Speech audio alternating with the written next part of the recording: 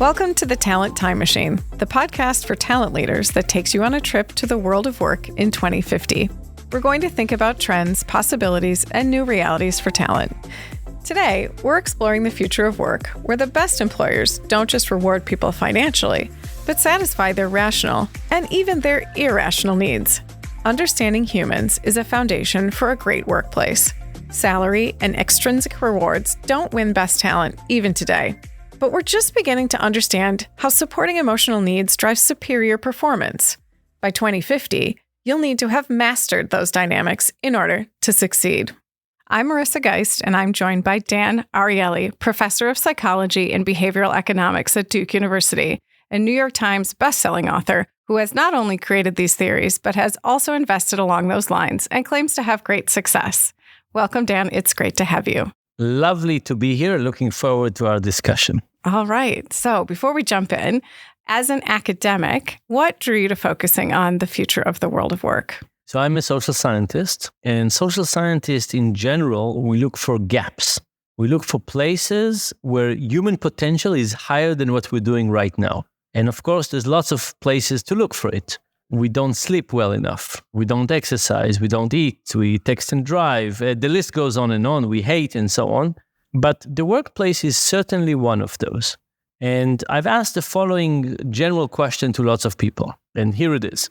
Imagine that I called your current performance at work 100. How much lower can you get and not lose your job?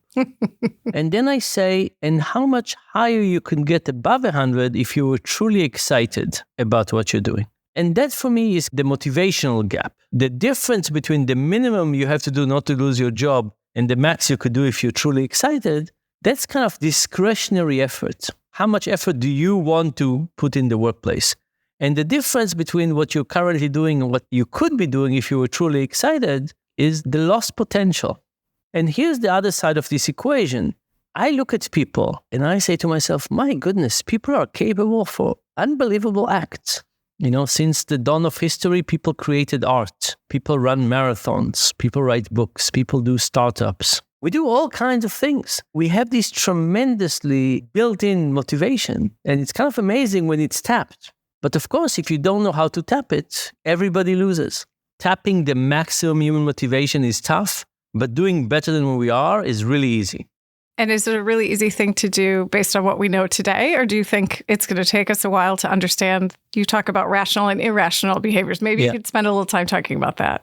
So I started my career in the lab, and I would do different experiments on human motivation. I'm happy to describe some of them. And I learned a lot of secrets of motivation. Then I did research in companies. I would go to companies one at a time, and I would change bonuses, and I would change all kinds of things. And the thing about it was always easy to improve. And now we have this third wave of doing stuff and looking at the stock market. But there's a lot of nuances that are very tough to figure out. And there's lots of low-hanging fruit that is very easy. And we know enough to make almost every workplace substantially better.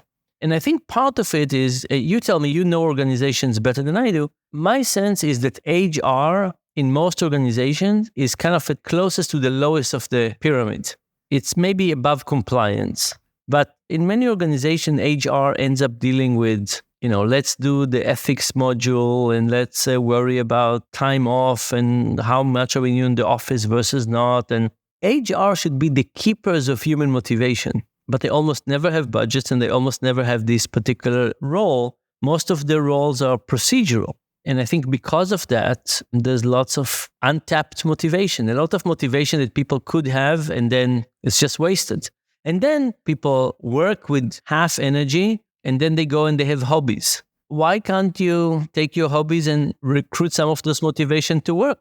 And when we talk about HR being on the lowest rung of the ladder, and you see that in the Fortune 1000 companies you follow, if there's a good workplace culture, there's better financial performance, correct? Yes. We basically took two types of data. We started with these surveys that everybody has. And we basically said, look, we have all these surveys. Let's think of them as one question at a time. And let's see if the responses to those questions predicts anything in terms of stock market return.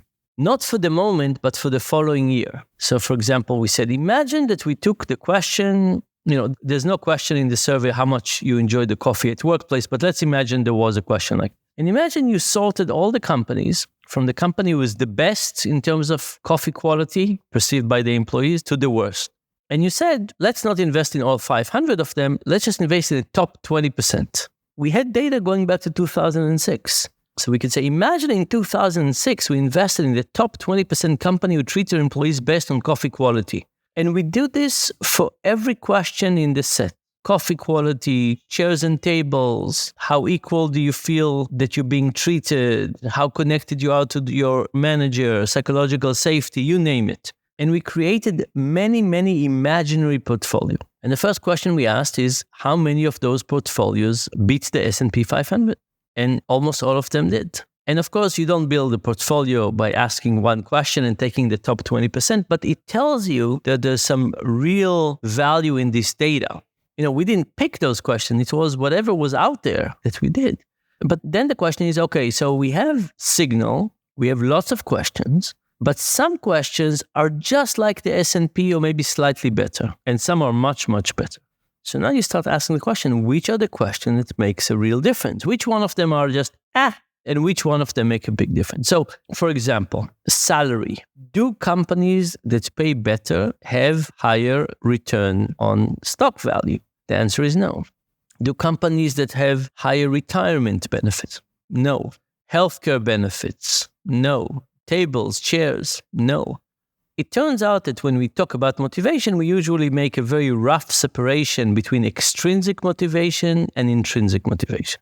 Extrinsic motivation is bonuses, salary, health benefits, vacation packages. Intrinsic motivation is the fire that burns within you. Almost all the action was on the intrinsic motivation, not on the extrinsic one. One of the interesting points was that the level of actual salary didn't make a big difference. When people were asked, how fair do you feel you're compensated, that made a big difference. The feeling about fairness made a big difference. Psychological safety made a big difference. Whether people feel appreciated made a big difference. Bureaucracy, of course, decreased motivation. But it ended up being all about intrinsic motivation. Extrinsic motivation doesn't add much to the equation. And when it comes to this motivation, they're closer to love and pain. How connected do you feel to your direct manager? How appreciated do you feel? Like, I can't count how many times people say thank you on email. Yes. It's not the same as feeling appreciated. So I think that we need to understand that these internal states is actually what we're after. So businesses love to measure things and to set targets. I'm interested, can we actually measure those internal states you talk about? Are there numbers for it? We might not have the data set now, but what is the most valuable thing we can start to measure? One of the best predictors that we have right now is, do you feel appreciated? Just imagine where is going to feel appreciated going to be in the brain and how we're going to measure it. I can imagine that one day we would get there. Maybe with some neural implants, we could even change it. That's terrifying. But you can know that now, though. You can say, the feeling is the data. It doesn't have to be grounded on anything. Fairness is still a feeling. That's right. My mother used to say a fair is where you go to see pigs and cows. But that's okay. It's true. It's not a hard measure. But if it translates into performance, I would speculate that in 10 years, people will say, well, why weren't you using this before? It's available to you now, but it's discounted now. It's not given budget. It's not given credence. That's right. And there are 2 points. One is that investors don't measure it to figure out which companies we should do. And, I talk to lots of investors and they say, we talk to the CEO or we talk to the CFO about the state of motivation in their organization. They don't even know.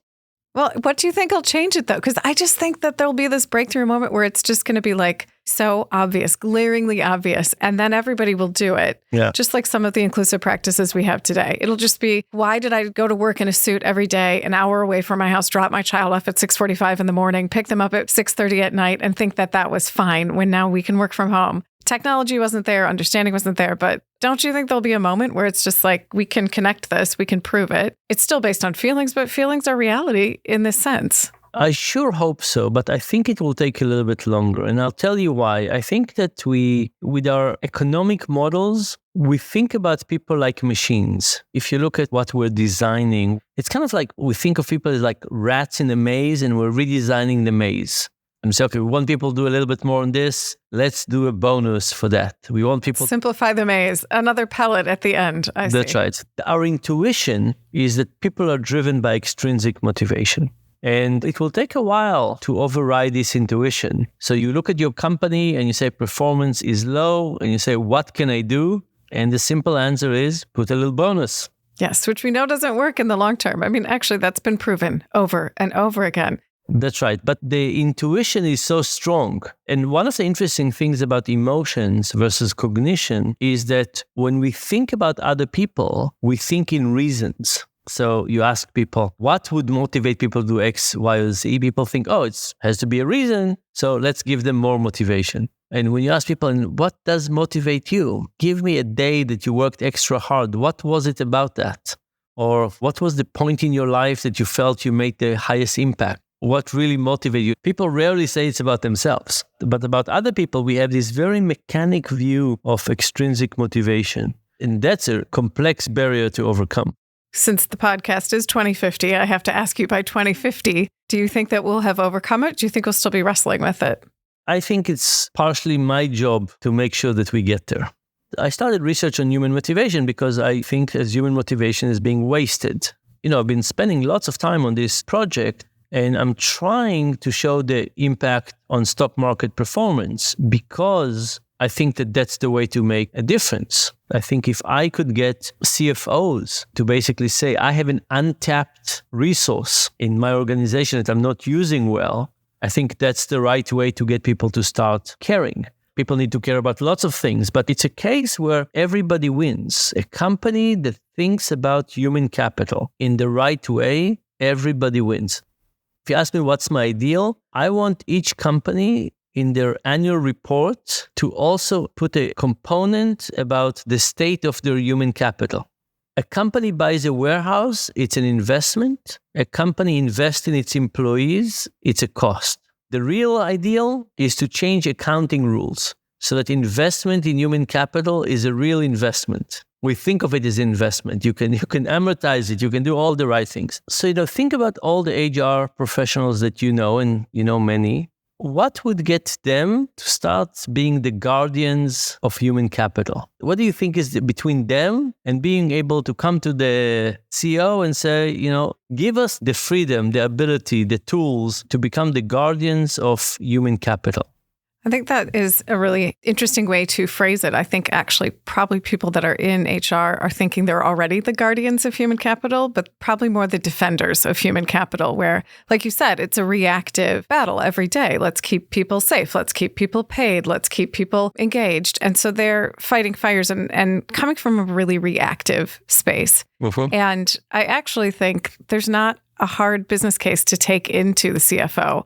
And without that, and without the time, and frankly, the training to do a business case in a way that, if you're in corporate development, you have to buy a company, you have a whole playbook of how to bring that idea forward. The company knows how to digest that information. It's seen, like you said, they have a way to amortize it.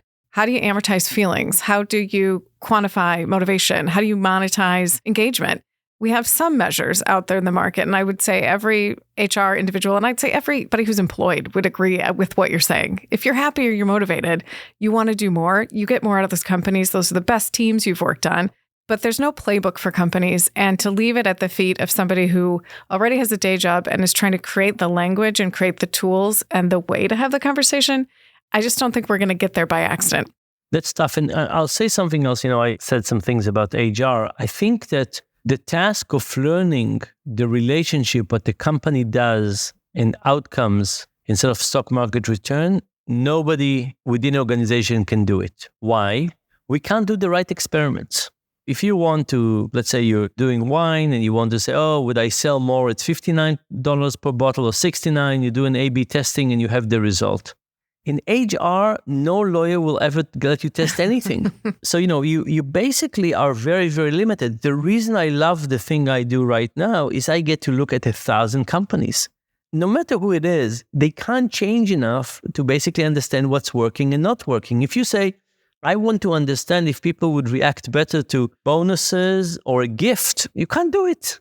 So I think that the kind of data that we're gathering and the effect on stock market return is what every HR professional should take to the C-suite and say, look at the results. Here's the evidence. We will never be able to, within the organization, do a randomized control trial on anything. But here is this. That I think is the first thing, is to recognize that they need the external data.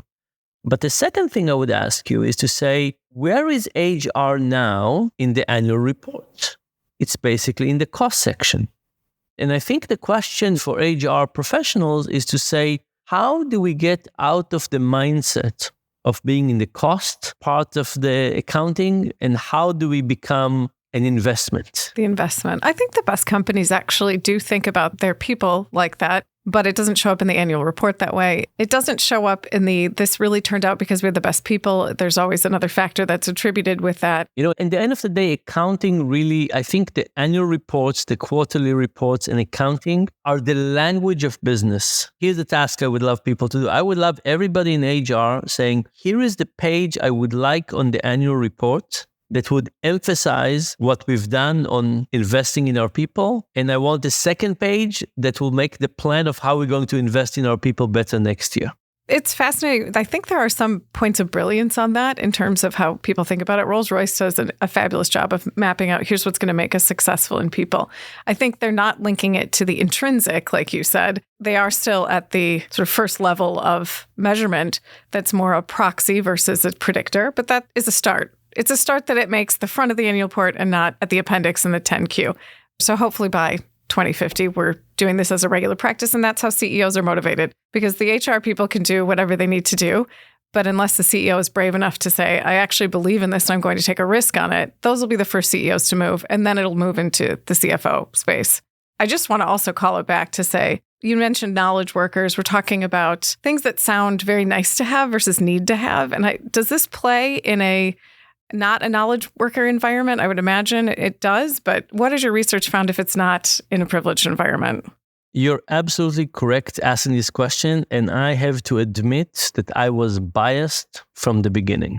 And this is my shortcoming. I was kind of imagining knowledge workers. I'm an academic. I can see how motivation in my students and staff translates into better things, and I can see how the opposite translates into the opposite. But my thinking was kind of limited because I did not have enough experience in these other fields. But for example, there's some really nice data looking at Target versus Walmart and looking at what happened when a customer comes in and something that they're looking for is not on the shelf. And they ask somebody. And in one of those companies, I will not tell you which one, they go back, they pretend that they're checking, they don't, and they come back and say they don't have it. And in the other company, they check. That's human motivation. So early on in my marketing career, I somehow ended up with a team of Six Sigma engineers. When I came to the team, the very senior level gentleman on the team looked at me like, what are you doing here? Who is this person that doesn't know anything about my background? But I wanted to learn. So I was saying, we had to walk some factory floors. How do you know what the engagement's like? And he would say, or I didn't say the engagement, I actually said performance. And he said, what I do every time I have to understand the plant before I do anything else, I ask for a walkthrough tour. And on the tour at the beginning, I take a piece of gum out of my pocket, I chew it, and I drop the wrapper on the ground. And these are clean manufacturing sites.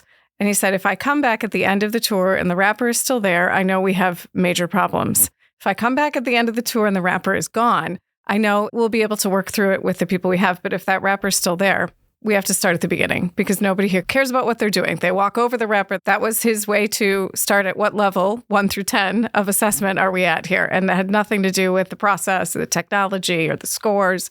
It was a wrapper. It was a wrapper. Yeah. Well, I know that we've covered lots of different topics and your research is fascinating.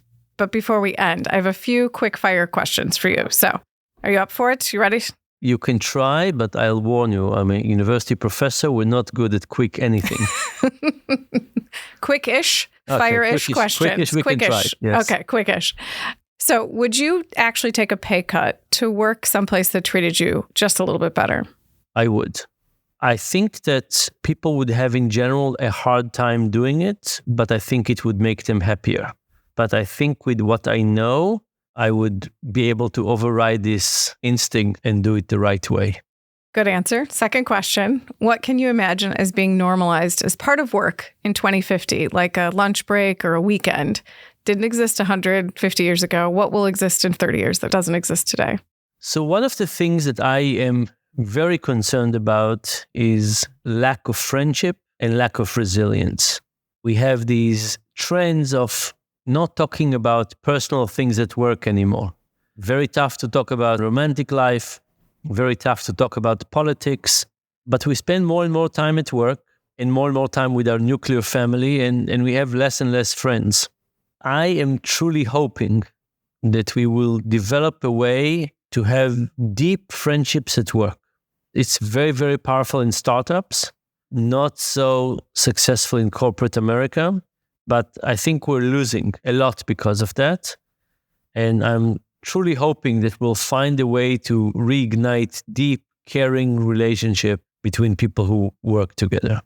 That is actually proven that if you have a best friend at work, you perform better at work, right? That is important. Okay, so last question actually feeds a little bit into that to say, will the future be more big employer than big state? And will we look to our employers to provide those emotional and health needs that many countries today rely on from the state or their governments to provide? You know, my answer is that in an ideal world, I would prefer if the government took more role in this than companies for lots of reasons, partially for mobility, partially because they have a longer term view. They could do things across organizations and so on. I sadly don't see it. So it would be easier to have the state have it happen, but more likely that it'll fall to the responsibility of corporations.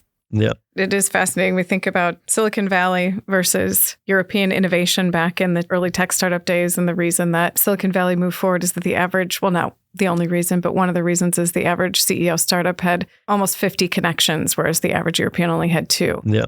So Marissa, I know we're doing quick questions, but if I may, I want to ask you 2 questions. What do you most hope would change in the landscape of work by 2050? Not realistically, but kind of wishful thinking. This is a personal answer for me. I have 4 boys, and I hope that work is set up to be more equal across the expectations of what you bring to work, what you do in life, because I think there are a lot of things that right now sort of bring us back to old practices and take away from people being able to use their full talents on both sides, just the way the work is set up and the expectations. So I hope that the way that we've set up how we engage with work and life and families is more equitable, and we've gotten over some of these silly barriers that still exist inexplicably in the way we work. So that's wishful thinking. And what about in reality? What do you think is actually going to happen? Not necessarily about this, but if you think about the real change that will happen by 2050, what do you think is the biggest real change that will happen? I hope the biggest real change will be this lack of expectation of a linear career and some reset on the agreement between employers and employees about what your experience looks like, what your skill looks like, your mentoring relationships with people that have been there, intellectual generosity, and that we have at least some way and some acceptance to account for people's experience that doesn't look like, I've had this job, I've had this career ladder, and at least we have time for breaks, sabbaticals, mobility in the workplace and can digest that and can appreciate it and reward it, not just tolerate it. That's very, very lovely. But there's one other thing that I wanted to mention. And I've been thinking a lot about neurodiversity. We did a large study in a consulting company, and we asked what percentage of people have been diagnosed officially with some neurodiversity, anywhere from ADHD to autism. And then we asked people, if you were not diagnosed, do you think if you went to a doctor, you would get diagnosed with something? And 25% of the people said they were diagnosed, and 27% said they would be diagnosed if they went. It's about half the people have or think they have something. And those people were less happy at the workplace. You know, people with depression, people who are bipolar, we have lots of variability and we haven't taken advantage of that. We've actually not created accommodation for that. And I really hope that this will happen. I think that we need to acknowledge, destigmatize, and then help people reach their potential. When we create teams with different skills, when we give people different responsibility and so on, I hope that this will be the next stage. And I can see that happening, actually. That one is one that I can really see happening. I can definitely see that happening. I think it has language in the workplace. I think it has language for the people that are affected by it now. It's, of course, everyone's personal choice of how much they show at work, but I definitely see most of the companies we work with at least normalizing the conversation to be able to have it, which has to at least feel a little less lonely, to your point about not having friends at work or not feeling connection. That's actually part of your identity at work. That, to me, is more near term. That's not even aspirational. That should be expectation. By like 2030, we should have some real support and accommodation for people that are struggling, and then a better way to plug them into business. I think it'll just happen because we have more decision makers, more people in leadership roles who hopefully will be successful through these conversations today in 5 and 10 years, actually leading the way. And it'll become second nature. Well, Dan, we've covered a lot of ground here. My takeaways are that there is clear evidence that intrinsic motivations are the key to unlocking the next level of motivation and productivity in our workforce. The imperative is there, but what we really need to focus on now is building the business vocabulary to have these discussions to make a business case. And certainly, we have a long way to go in learning how to address these intrinsic concerns as employers. But without a doubt, the companies who will be winning in 2050 are the ones who are working on these problems today. So, Dan, thank you so much for being on the show. It's been a pleasure to speak with you. Same here. Join me next time on the Trip to Work 2050 in the Talent Time Machine. To catch the next episode or hear from my previous guests, be sure to follow us on your favorite podcast platform. This episode was edited by Emily Kasinger and produced by Dusty Weiss at PodCamp Media, with the support of Sarah Smellick, John McCarran, and Laura Pikett of Heavenly, and the team at Cielo of Sally Hunter, Anna-Marie Andrews, and Susie Shuppel-Paul. For Cielo, thanks for listening. I'm Marissa Geist.